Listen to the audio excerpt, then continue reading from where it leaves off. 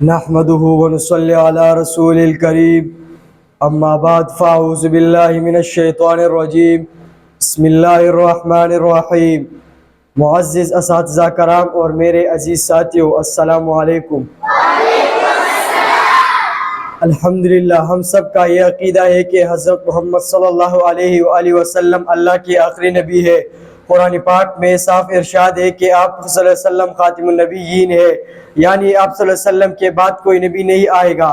یہ ایمان کا بنیادی حصہ ہے۔ اگر کوئی یہ عقیدہ نہ مانے تو مسلمان نہیں رہتا۔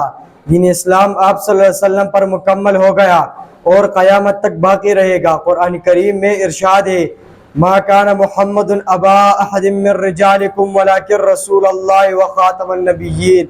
ترجمہ: یہ آیات واضح اعلان ہے کہ حضور صلی اللہ علیہ وسلم کے بعد کوئی نبی نہیں آئے گا۔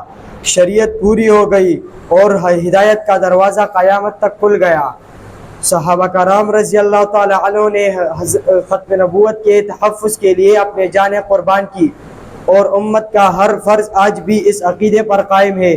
لہذا ہمیں چاہیے کہ ختم نبوت کے عقیدے کو مضبوطی سے تامیں اور اپنے نسلوں کو بھی یہ یقین سکھائے کہ حضور صلی اللہ علیہ وسلم آخری نبی ہے۔